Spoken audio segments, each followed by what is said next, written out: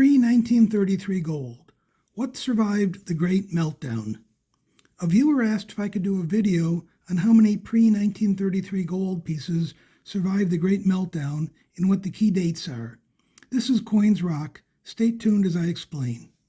The Treasury Department kept fairly accurate records of how many gold coins were turned in and melted down after FDR issued Executive Order 6102 in 1933.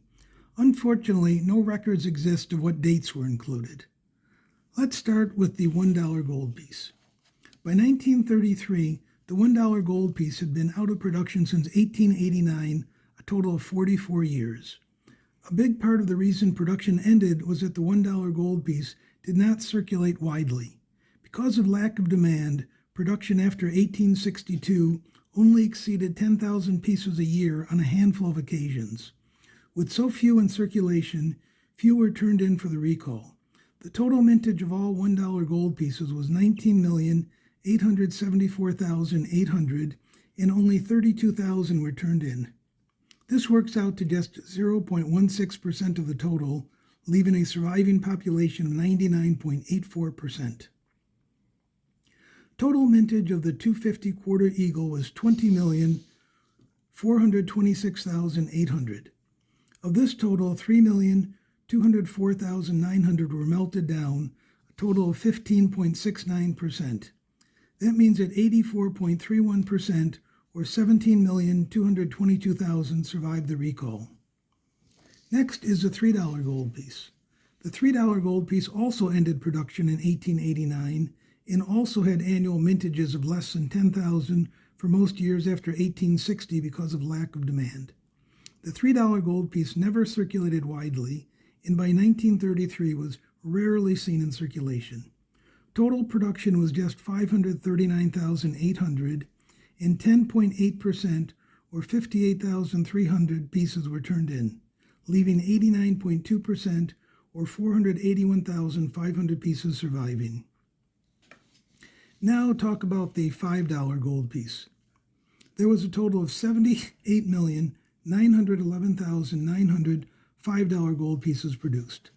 Of this amount, 26,572,300 were melted, a total of 33.67% of all production. This left 52,339,500, or 66.33% surviving. The $10 gold piece was the most widely melted by percentage. 57,683,500 were minted, and 27,197,400 were melted, which was 47.15% of the total, leaving 52.85%, or 30,480,100 surviving. Last is the $20 gold piece, which had the largest mintage of 174,105,600. It also had the largest turn-in at 67,906,300, which was 39% of the total production. Still, 61%, or 106,199,400 pieces survived. While records of specific dates that were turned in were not kept, we can learn a lot from PCGS population reports. There were a number of years where, because of lack of demand, virtually the entire run of double eagles was stored by the Treasury and then melted in the recall. For example, 558,000 1920 S's were minted but not released. PCGS estimates there are only 100 to 150 known pieces. The same for the 1921. Of a production of 528,500, PCGS estimates that only 150 pieces are known.